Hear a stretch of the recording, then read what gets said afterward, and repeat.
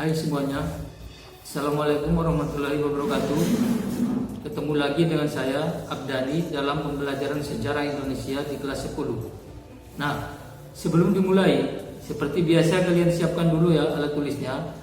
Kemudian kalian silakan untuk berdoa menurut agama dan kepercayaannya masing-masing. Nah, sekarang ini kita mulai belajarnya. Di dalam pembahasan Indonesia pada masa Hindu-Buddha, sesuai yang sudah disampaikan juga pada video sebelumnya, bahwa ada dua pokok pembahasan, yaitu tentang proses kedatangan Hindu-Buddha ke Indonesia, dan apa saja kerajaan-kerajaan Hindu-Buddha yang ada di Indonesia. Hari ini kita akan masuk kepada pembahasan yang kedua, yaitu tentang kerajaan Hindu-Buddha di Indonesia atau di Nusantara. Kalian bisa melihat ini dalam kerajaan Hindu-Buddha yang ada di Indonesia. Kita akan pelajari ya, mulai dari kerajaan Kutai sampai dengan kerajaan Majapahit. Tapi video kali ini kita akan membahas dua kerajaan terlebih dahulu. Untuk sekarang kita akan pelajari tentang kerajaan Kutai dan kerajaan Tarumanegara. Yang pertama adalah kerajaan Kutai. Kerajaan Kutai ini perlu kalian ketahui bahwa kerajaan Kutai itu terbagi ke dalam dua, yaitu kerajaan Kutai Martadipura yang beragama Hindu, lalu Kutai Kartanegara yang beragama Islam. Nah, sekarang coba kalian perhatikan peta berikut. Peta ini adalah peta atau lokasi dari kerajaan Kutai yang diperkirakan terletak di tepi Sungai Mahakam yang ada di Kalimantan Timur. Pada masa kejayaannya, kerajaan Kutai ini memiliki wilayah kekuasaan yang cukup luas, yaitu mencakup hampir seluruh wilayah Kalimantan Timur. Raja pertama sekaligus pendiri dari kerajaan Kutai ialah bernama Kadungga. Nah, setelah pengaruh Hindu masuk ke Indonesia, Kadungga mendeklarasikan dirinya sebagai seorang raja. Selain itu, Kadungga menetapkan pergantian kekuasaan di Kutai harus dilakukan secara turun-temurun. Sebagaimana sistem kerajaan silsilah raja-raja Kutai dalam diketahui berdasarkan temuan Yupa, karena Yupa ini merupakan salah satu peninggalan dari kerajaan Kutai. Setelah Kadungga wafat, ia digantikan oleh putranya yang bernama Aswawarman. Berdasarkan sumber-sumber sejarah, kerajaan Kutai ini merupakan kerajaan bercorak Hindu tertua di Indonesia. Kerajaan Kutai ini mencapai puncak kejayaan pada saat Mulawarman menjadi raja.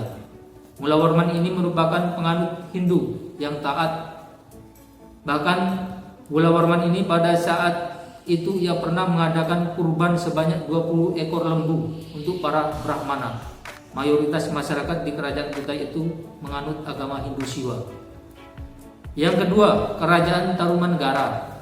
Kerajaan ini ada sejak abad ke-4 sampai dengan abad ke-7 Masehi. Kemudian Purnawarman adalah raja terkenal dari Tarumanegara.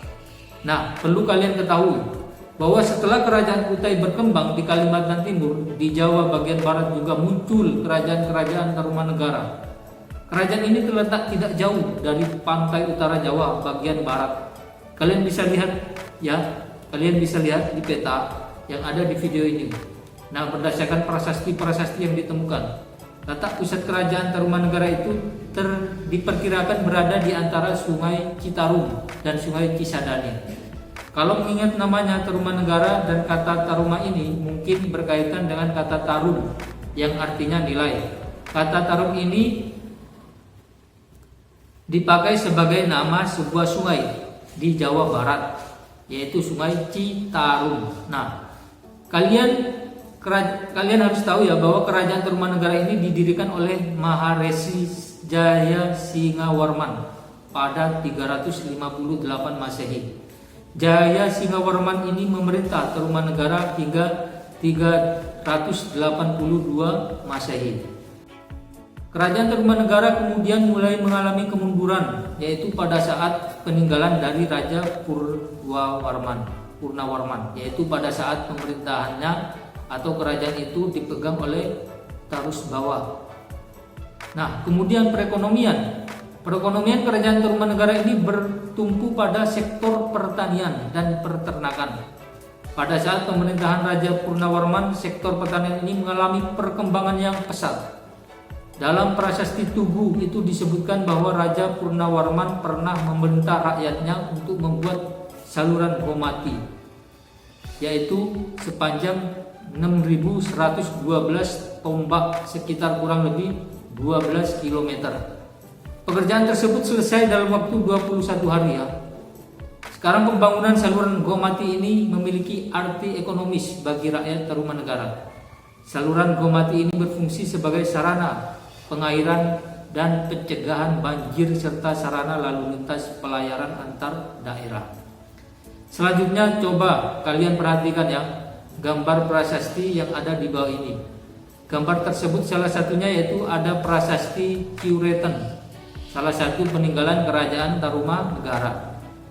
Selain itu pun masih ada prasasti lain seperti prasasti Tugu, prasasti Kebon Kopi, prasasti Muara Cienten Jambu.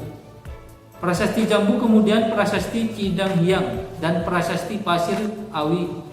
Nah, di dalam salah satu prasasti yaitu prasasti Ciureten terdapat jejak telapak kaki Raja Purnawarman yang melambangkan penjelmaan sebagai Dewa Wisnu. Berdasarkan informasi pada prasasti tersebut, agama Hindu yang berkembang di kerajaan Tarumanegara adalah agama Hindu Wisnawa atau Hindu Wisnu. Demikianlah sejarah Indonesia kelas 10 yang dapat saya sampaikan. Kurang lebihnya saya mohon maaf. Wassalamualaikum warahmatullahi wabarakatuh.